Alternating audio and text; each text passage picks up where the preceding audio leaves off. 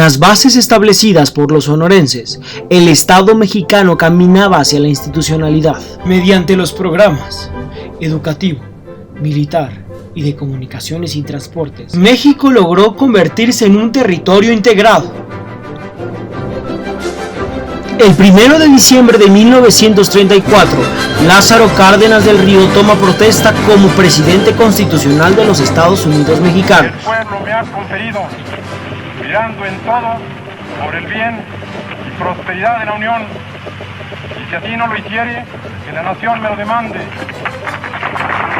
Un gobierno centrado a cumplir las promesas de la revolución, caracterizado por el reparto agrario y el empoderamiento de los trabajadores. Con ello, aumentó la participación del Estado en la economía.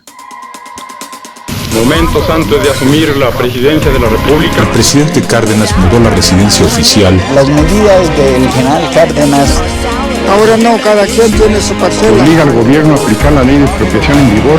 En Bellas Artes contribuyen al pago de la deuda con lo poco o lo mucho que tienen. Serían hermanos de la casta divina. Esto es la justicia social, este reparto.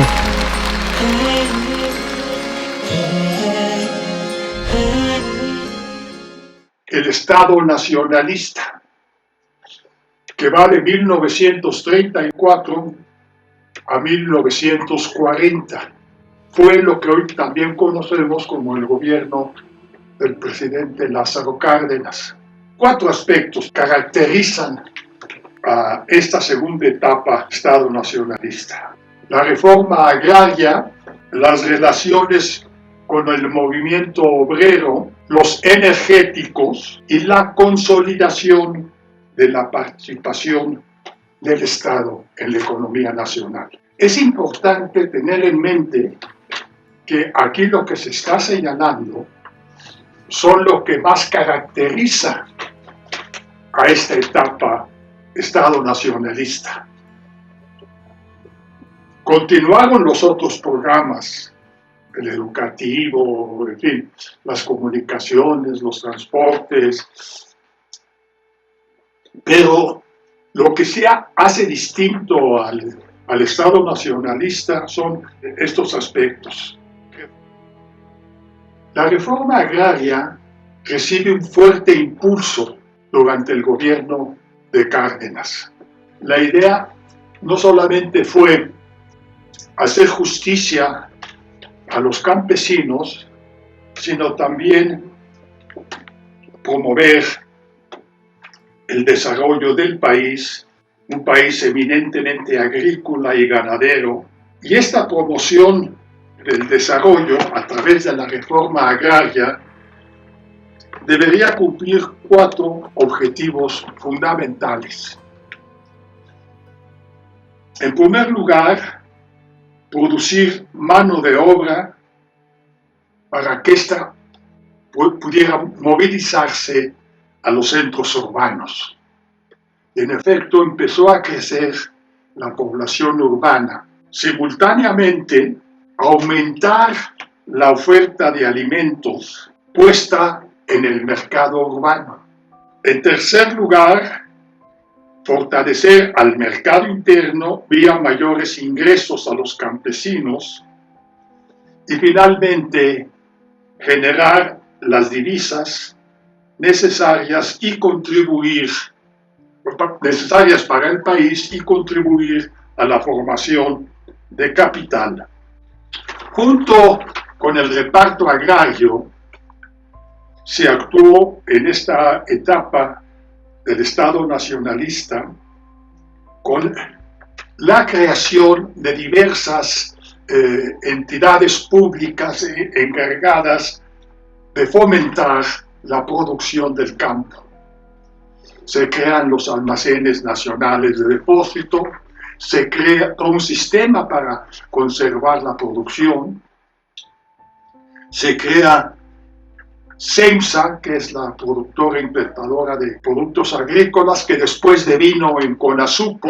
Se establece el Banco Ejidal para que atendiese justamente a los ejidatarios y, en fin, fertilizantes, semillas mejoradas, y una serie de entidades que se pusieron en marcha para que los productores pudieran incrementar su producción y el abasto a los centros urbanos.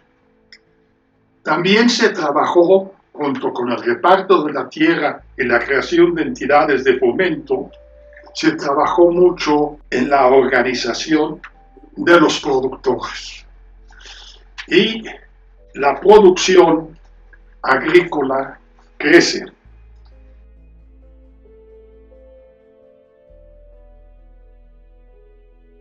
Voy a leer de citas de dos libros, uno escrito por Adam Smith a finales del siglo XVIII y otro escrito ya en el siglo XX por Oscar Lange.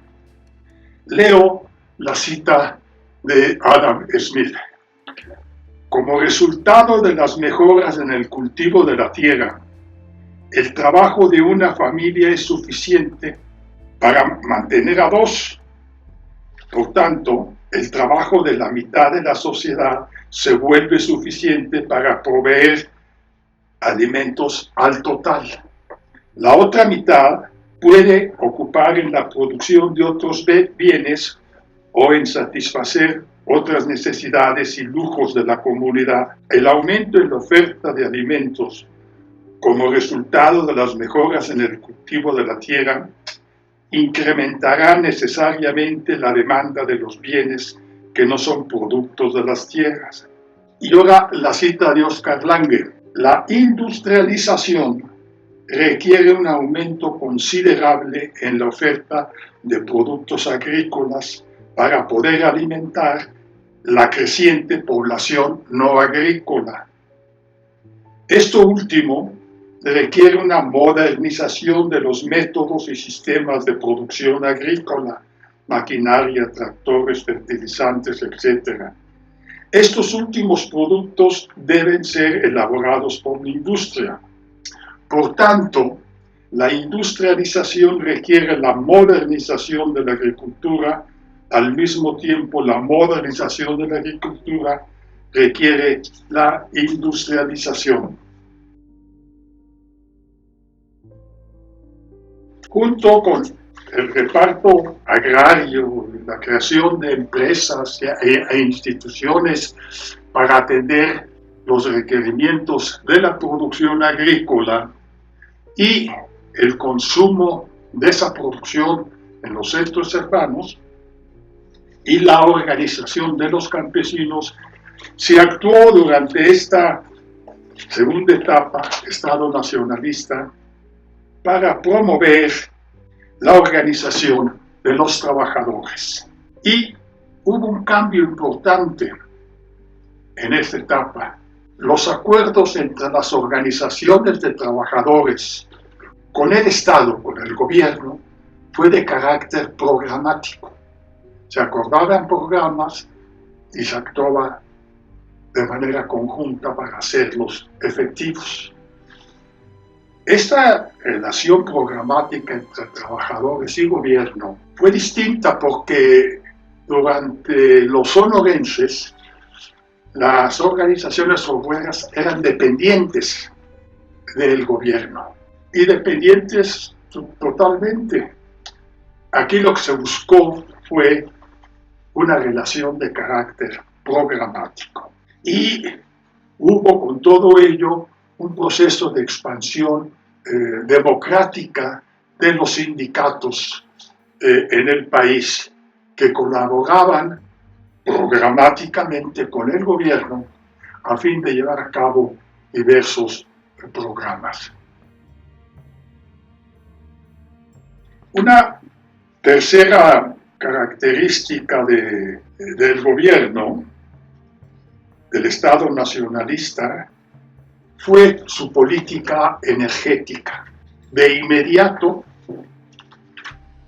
se puso en práctica con la creación de lo que hoy llamamos Comisión Federal de Electricidad, la construcción de centrales eléctricas en el país que daban abasto de energía a distintas zonas urbanas y desde luego también a distintos centros rurales. Una tarea que se inicia hasta hace unos pocos años, era la industria eléctrica estatal quien abastecía de energía eléctrica a toda la República Mexicana.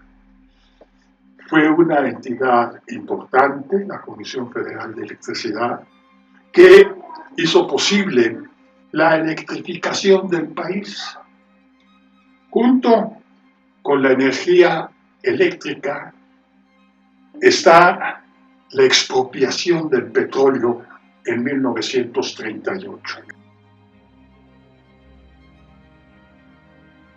Es el interés público de los mexicanos y aún de los extranjeros que viven en la República y que necesitan de la paz y la dinámica de los combustibles para el trabajo.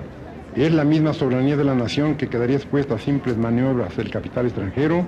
Se trata de un caso evidente y claro que obliga al gobierno a aplicar la ley de expropiación en vigor. En marzo de 1938. Todos conocen seguramente la historia de la expropiación y cómo el comportamiento de las compañías extranjeras que explotaban petróleo en México llevó al gobierno a expropiar la industria porque no acataron el fallo de las Cortes, el fallo que impusieron las Cortes y que abordaba cuestiones de representación e ingresos de las personas. Y desde entonces, tanto la producción de petróleo y su procesamiento, como la generación de electricidad, se puso en manos del Estado. Pasó a ser parte del Estado, del gobierno, y tuvo un crecimiento espectacular. Se pagó a las compañías expropiadas y el petróleo pasó a ser un bien orientado por completo a las necesidades de la nación. Ya no estaría en manos de propietarios extranjeros.